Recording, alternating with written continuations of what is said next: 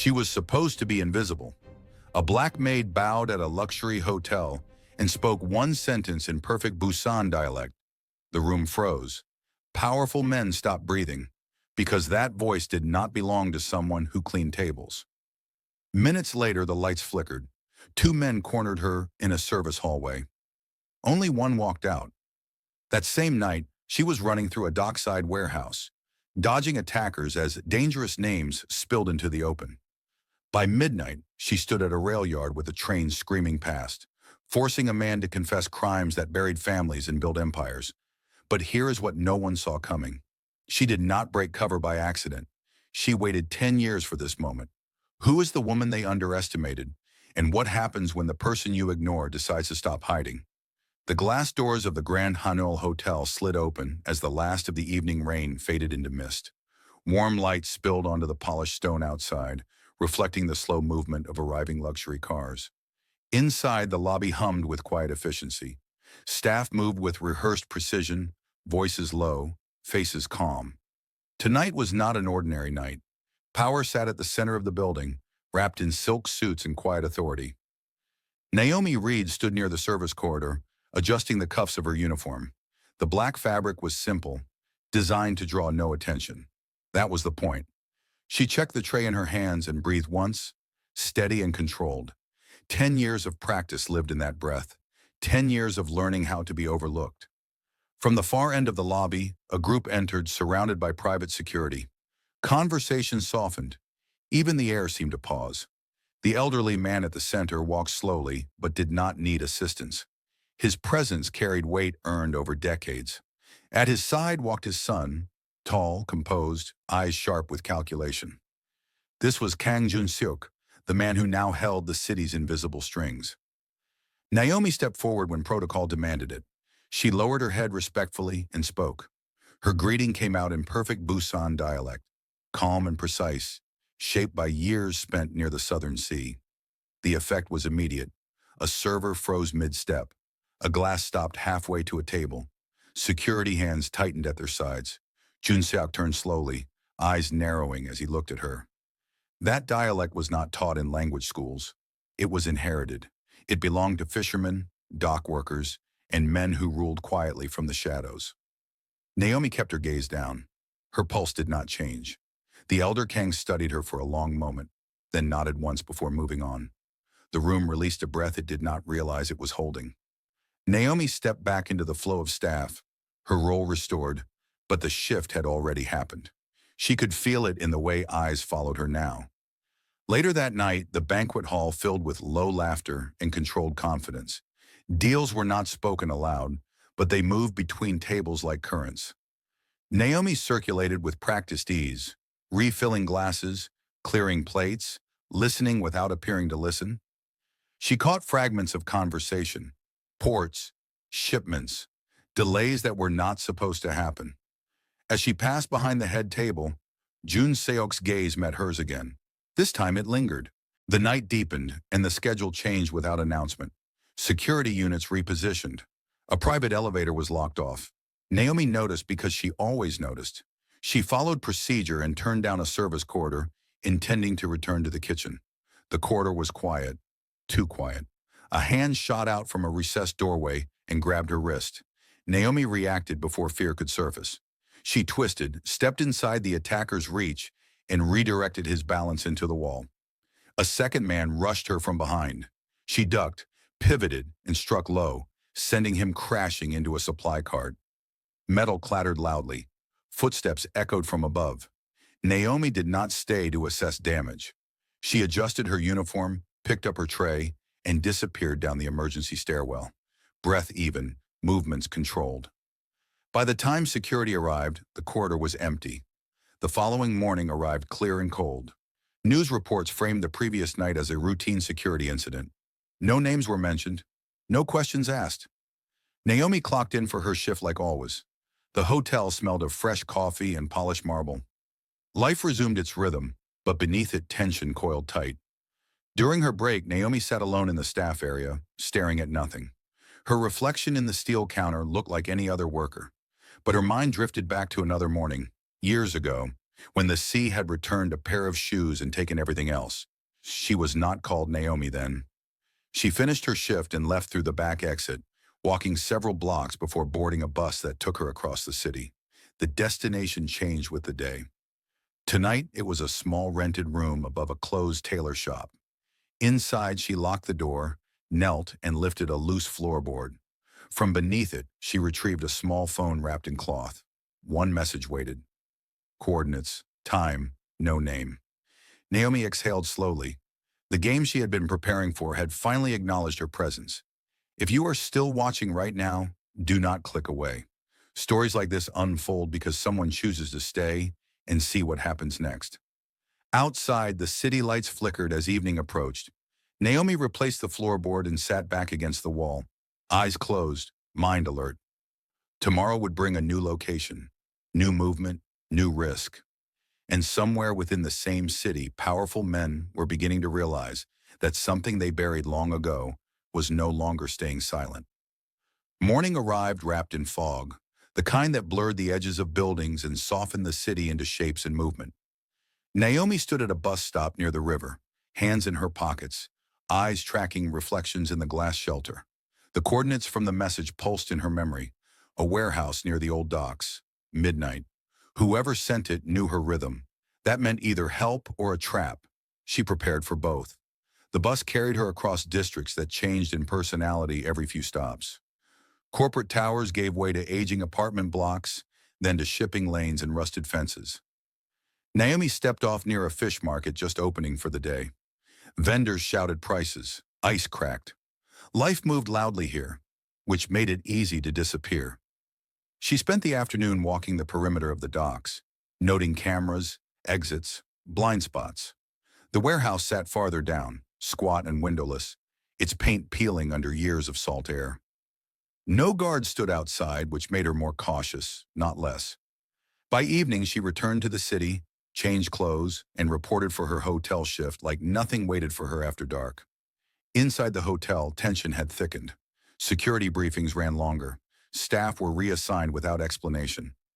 Naomi was moved closer to private floors again. This time, no attempt was made to disguise the scrutiny.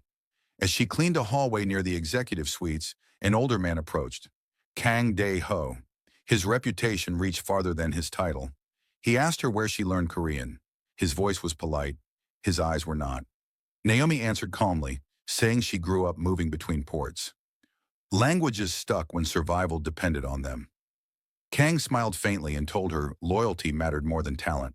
He walked away without another word. Naomi finished her shift knowing she had just been measured.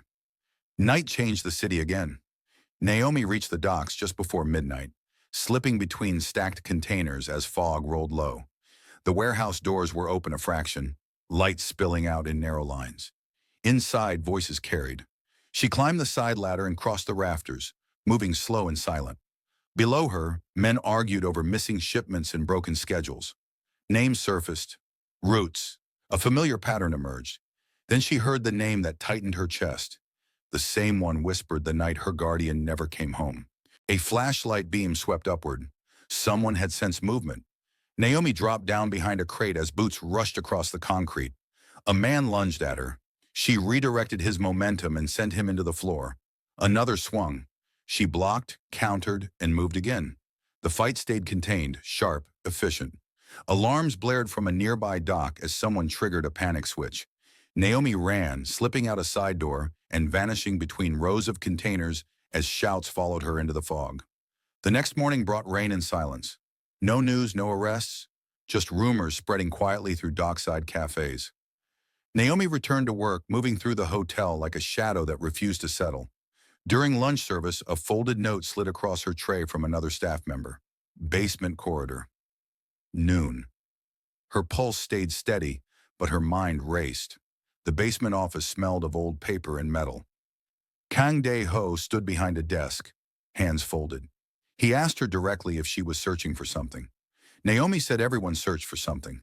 Kang warned her that curiosity shortened lives. Before she left, he said one more thing. He said some ghosts should stay buried.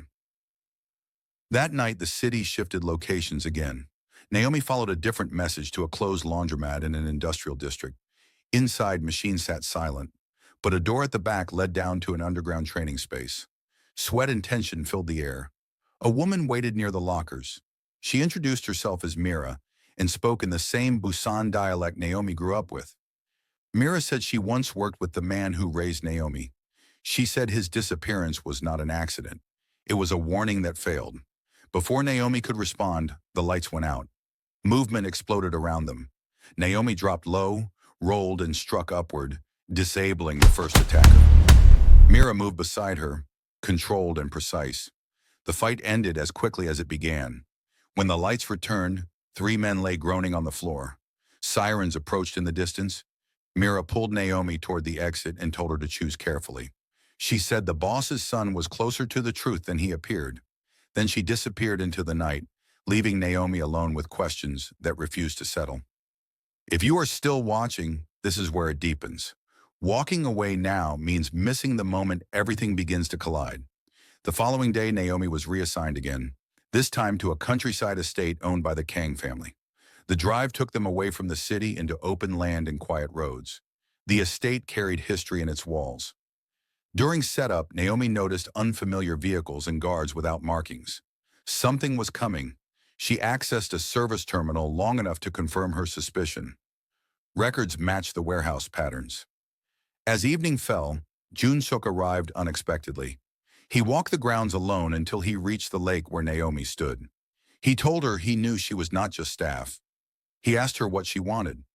Naomi met his gaze for the first time and asked him who benefited from chaos inside his own house. The lights went out across the estate moments later. In the darkness, Naomi moved, guiding guests to safety while tracking footsteps that did not belong. She followed one figure toward the archive wing and watched Kang De-ho open a hidden safe. Truth surfaced in sharp fragments. Orders came from beyond the family, from partners overseas.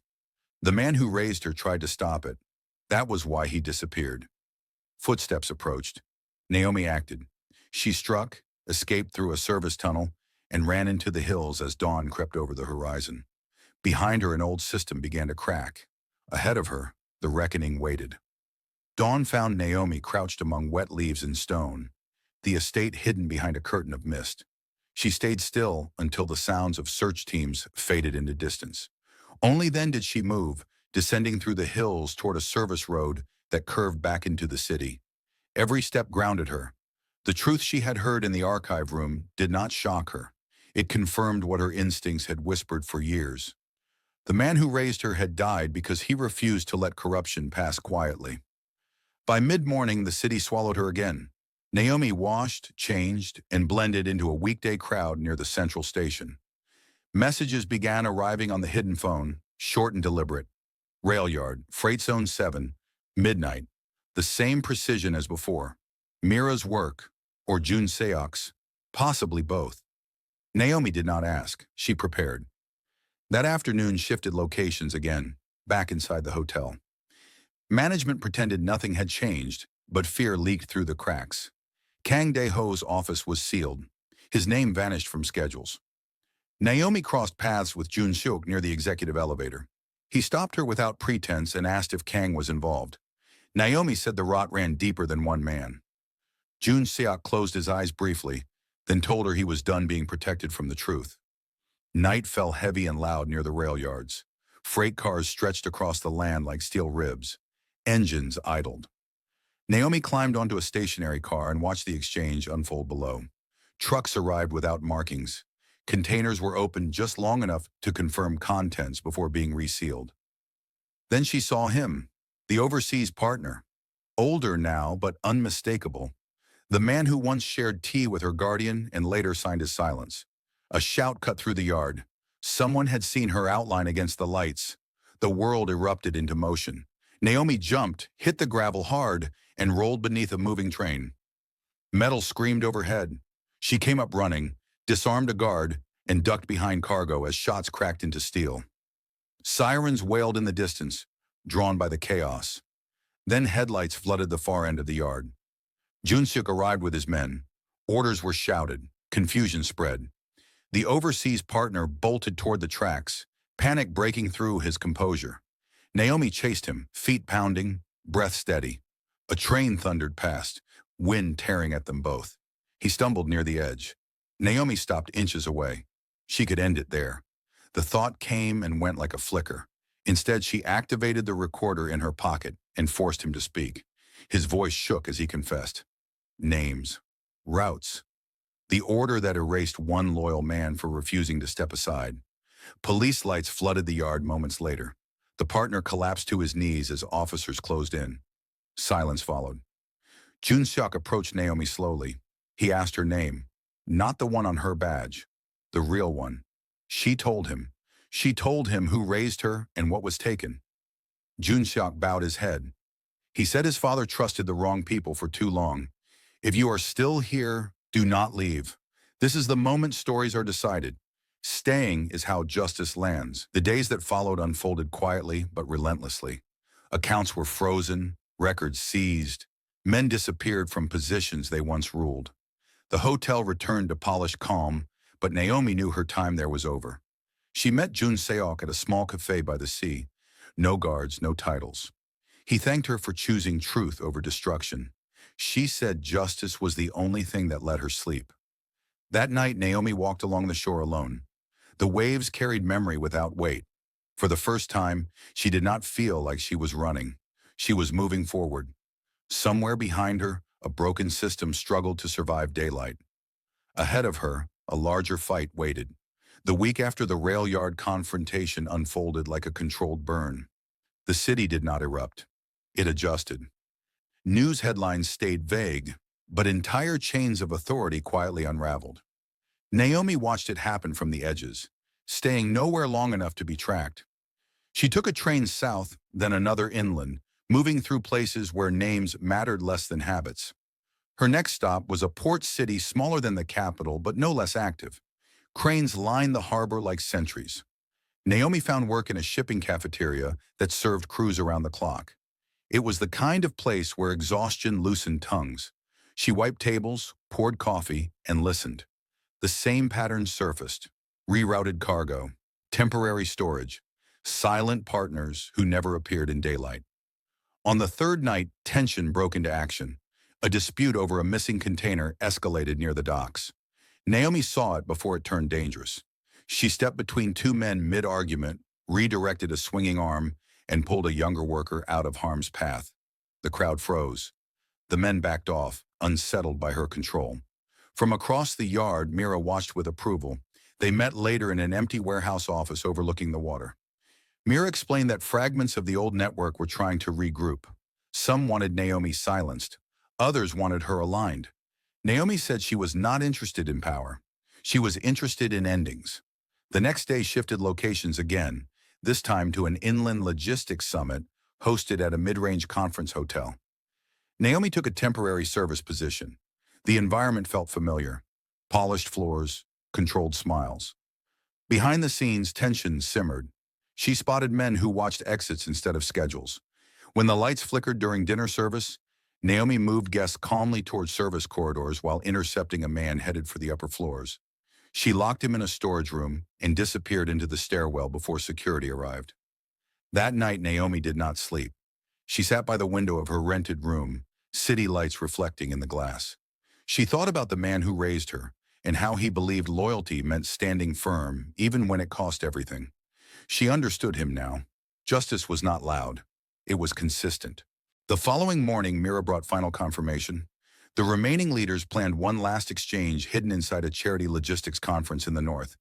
If it succeeded, evidence would vanish under layers of paperwork. Naomi agreed to help. There was no hesitation left in her. The operation unfolded over 2 days. Naomi blended into crews, moved through rail yards, and intercepted handoffs with timing instead of force. At a rural crossing, she stalled an exchange just long enough for authorities to arrive. The documents did not move. The men did. If you are still watching, this is the point where staying matters most. Justice does not finish itself. It needs witnesses. By the end of the second day, the network was exposed beyond repair. Arrests followed without spectacle. Contracts dissolved. Power shifted hands. Naomi stood at a distance and watched something old finally lose its grip.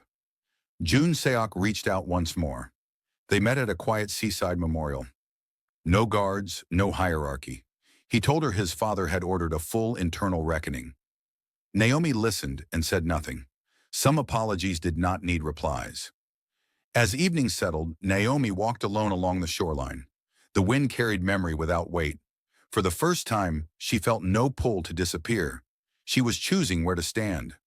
Ahead waited one last chapter, one final choice.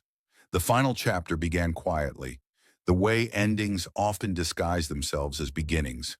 Naomi traveled north under a different name, settling briefly in a riverside industrial city where factories hummed through the night and people learned not to ask questions.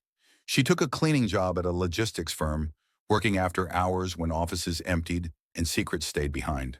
She listened, watched, and waited. Patterns still existed, thinner now but stubborn. There were always people who believed systems could be rebuilt if no one paid attention. One evening, while emptying bins near a conference room, Naomi overheard plans for a charity logistics event scheduled to move emergency supplies through protected channels. The language was careful, polished, and familiar. It was the same cover used before, only smaller, desperate, the last breath of something that refused to die. The day of the event arrived under clear skies. Naomi wore her uniform and moved among staff, guiding guests, opening doors, smiling when required. Inside, her focus sharpened. Mira confirmed positions through brief messages. Jun Seok had done what he could without exposing himself. After this, there would be no shields left. In the loading area, trucks lined up in precise order. Naomi noticed a single container marked for rerouting at the last moment. She followed it, pushing a cart, head down. Inside the bay, three men waited. One recognized her immediately. Fear crossed his face before anger replaced it. He reached for his phone. Naomi moved. She struck fast and clean, disabling his arm and stepping inside his balance. Another man rushed her. She redirected him into stacked pallets and locked the bay doors. The third tried to negotiate, promising protection and a place in whatever came next. Naomi looked at him and felt only clarity. She said the world did not need another hidden system. She needed this one to end. Sirens approached. Authority arrived. Evidence lay open. The exchange ended without spectacle. That evening, the city shifted again, this time toward closure. Naomi stood by the sea as the sun lowered, waves catching light like memory. Jun Seok joined her without ceremony. He told her his father had asked him to pass along a message. That family was not defined by blood alone. Sometimes it was built through choice and consequence. If you are still here, this is the moment your presence matters most. Stories like this reach justice because someone stays until the end. Days later, Naomi returned to the coastal town where everything began. She walked the shoreline where her guardian once taught her to listen to the tide. She placed a stone near the water and spoke his name aloud, not as a wound, but as a promise kept. The sea answered in steady rhythm. When she left, she did not look back. Another city waited, another quiet place where injustice believed no one was watching. Naomi adjusted her coat and stepped forward with calm resolve. She was no longer hiding. She was choosing. And wherever the world tried to make someone invisible, she would be there, steady and unmissable, ready to act.